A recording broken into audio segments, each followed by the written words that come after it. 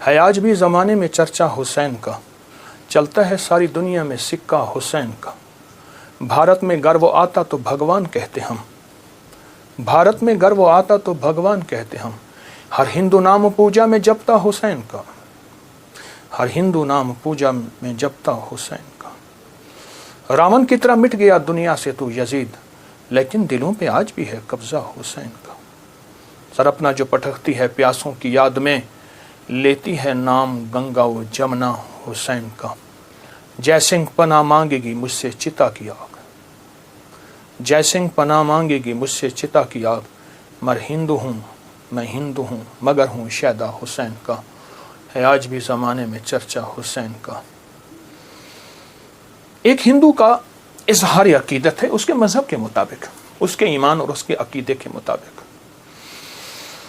محرم کی گھڑیاں حضرت امام حسین، ان کے قافلے، ان کی محبتوں کے ساتھ بہت نمایاں ہوئے۔ لیکن اگر محرم کو ہم ازل سے دیکھیں تو حضرت آدم علیہ السلام زمین پہ جو تشریف لائے محرم کے مہینے میں آئے۔ نوح علیہ السلام کو جو کشتی میں کنارہ ملا محرم کے مہینے میں ملا، اور لوط علیہ السلام کی قوم کو آخرکار ان میں سے جتنے لوگوں نے توبہ کی محرم کے مہینے میں۔ ابراہیم علیہ السلام کو آگ سے نجات محرم۔ ایک پوری تاریخ ہے ایک پیچھے محرم کے مہینے کے تقدس کی، احترام کی، حرمت کی، ایک پورا نظام ہے۔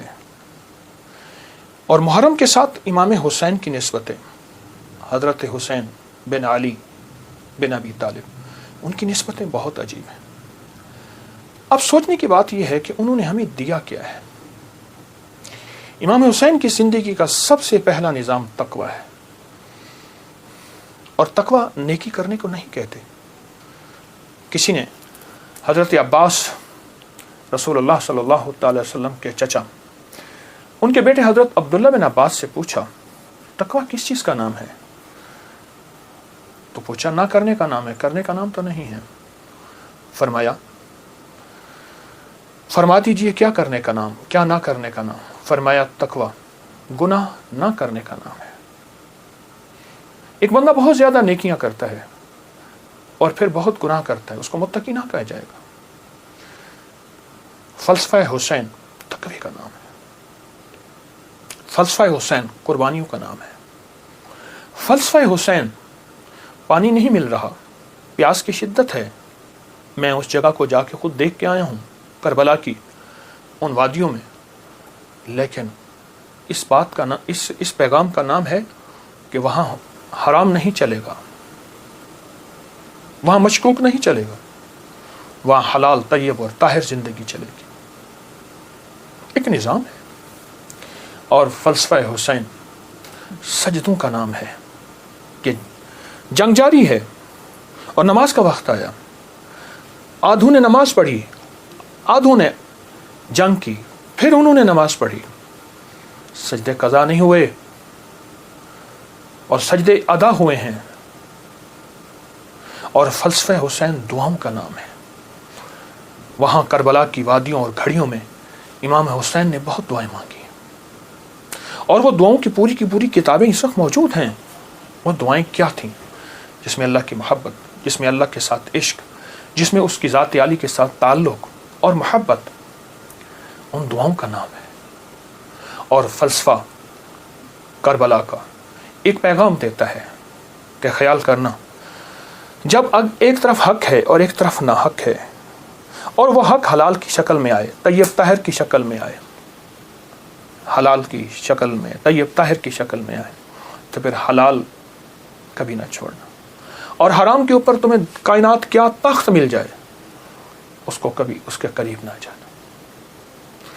زندگی کا ایک سفر میں آپ طے کر رہے ہیں اور طے کریں گے موت تک۔ وہ ہستیاں زندگی کا سفر طے کر گئیں، لیکن انہیں ہم مردہ نہیں کہیں گے۔ بلیا سی مرنا نہیں گور پہ آ کوئی ہو، کہ ہم مرنے والے نہیں ہیں۔ اللہ کے عاشق ہمیشہ زندہ ہوتے ہیں، اور اللہ کے عاشق ہمیشہ زندہ ہوتے ہیں اور زندگی کا سفر طے کرتے ہیں۔ عاشق ہمیشہ زندہ ہوتے ہیں، اور عاشقوں کی زندگی ہی اصل زندگی ہے۔ اور وہ زندگی ایسی زندگی ہے جس زندگی کے بعد موت نہیں ہے۔ ایک عجیب واقعہ علامہ جلال الدین سیوطی رحمۃ اللہ نے لکھا ہے، ایک شخص اپنی والدہ کے قبر پہ جاتا تھا اور قرآن پڑھتا تھا، تو خواب میں والدہ آئی، کہنے لگی بیٹا تو آ کے نا کچھ دیر بیٹھ جایا کر، پھر قرآن پڑھا کر، اس سے پہلے قرآن نہ پڑھا کر۔ کیوں؟ جب تو آتا ہے قرآن کا نور تجھے گھیر لیتا ہے، بیٹا میں تجھے دیکھ نہیں سکتی، تیرے قرآن پڑھنے سے میری قبر نوری، نورانی، روحانی، اس میں روشنی، اس میں برکت، لیکن میں تجھے دیکھنا بھی چاہتی ہوں، ماں ہوں، ماں کی مامتا بیٹے کو دیکھ کے بھی کلیجہ ٹھنڈا کرتی ہے۔ یہ زندہ ہوتے ہیں، ان کو موت نہیں آتی، انتقال ہوتا ہے۔ انتقال کہتے ہیں منتقل ہوتے ہیں ایک عالم سے دوسرے عالم، یہ عالم شہود ہے، عالم ارواح سے آئے ہیں ہم، اور عالم برزخ کا سفر ہمارا جاری ہے، آنے والا ہے، جس کا نام موت ہے، فنا ہے۔ ان ہستیوں نے ہمیں ایک پیغام دیا، ان ہستیوں نے ہمیں ایک زندگی کا سبق دیا کہ کبھی بھی زندگی میں اگر یہ نظام آ جائے تو پھر حلال اور حرام کی پہچان کرنی ہے، پھر حق اور ناحق کی پہچان کرنی ہے، اور حلال اور حرام میں اگر کنبا جا رہا اور معصوم بچے جا رہے، اور پھر یہ نہیں دیکھنا کہ کون جا رہا، پھر دیکھنا یہ ہے کہ اللہ کی راہیں، سچی راہیں کون ہیں اور کہاں ہیں اور کیسے ہیں۔ امام حسین کی زندگی میں اور ان کا جتنا بھی قافلہ تھا، ان کی زندگی میں کچھ وظائف بھی ملتے ہیں جو میں لوگوں کو بہت بتاتا ہوں، اور اس سے بہت فائدہ ہوتا ہے اور اس سے بہت نفع ہوتا ہے۔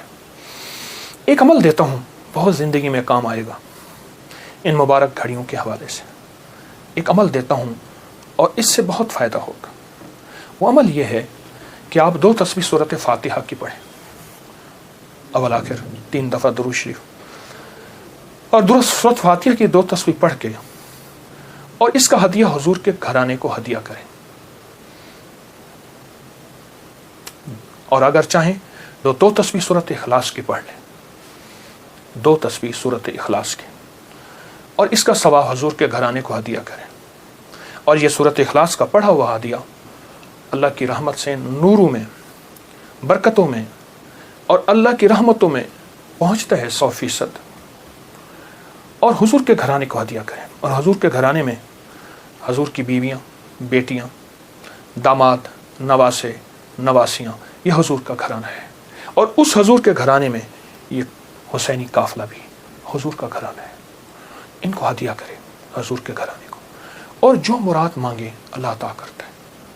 اور یہ مسلسل عمل کرتے رہیں، آپ دن کے کسی وقت صبح شام 2 تسبیح سورۃ اخلاص پڑھ لیں، ہر دفعہ بسم اللہ الرحمن الرحیم 7 پڑھیں، اور اول آخر درود پاک پڑھیں، اور پھر یہ تسبیح آپ ان کی خدمت میں ہدیہ کر دیں۔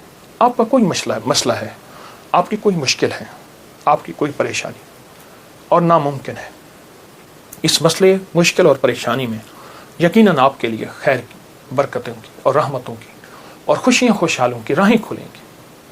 بے اولاد ہیں، بے گھر ہیں، بے در ہیں، درد مند ہیں، مریض ہیں، کوئی افاقہ نہیں ہو رہا، جادو، جنات، اثرات، بندشیں، ناکامیاں، مشکلات، راستے بند ہیں، کوئی زندگی کی مشکل ہے جہاں آپ کہتے ہیں کہ بس ہم ٹھہر گئے ہیں اور اس کا حل صرف موت ہے، اس کے علاوہ کوئی راستہ نہیں، تو آپ بہت زیادہ حیرت انگیز یہ وظیفہ اور بہت حیرت انگیز یہ تجربہ پائیں گے اور اس کی برکات پائیں گے۔ چند دن، چند ہفتے زندگی میں اس کو شامل کریں۔ میرا تو مشورہ تھا کہ ساری زندگی اس کو اپنی زندگی میں، ساری زندگی اس کو اپنی زندگی میں شامل کر لیں، ساری زندگی اس کو اپنی زندگی میں شامل کر لیں۔ آپ گمان نہیں کر سکتے کہ آپ کو اس کا نتیجہ، اس کا رزلٹ کیا ملے گا، گمان نہیں کر سکتے، آپ سوچ نہیں سکتے اس کی خیریں آپ کو کیا ملیں گی، اس کی برکتیں آپ کو کیا ملیں گی۔ میرے پاس اتنے تنگ دست اور پریشان لوگ آئے جو زندگی کی بازیاں ہار چکے تھے اور جو خدا نخواستہ خودکشی کا سوچتے تھے اور برے برے خیال آتے تھے۔ میں نے انہیں کہا کہ 2 تسبیح صبح، 2 تسبیح شام پڑھ لو، اگر صبح شام پڑھ لیں تاثیر بڑھ جائے گی۔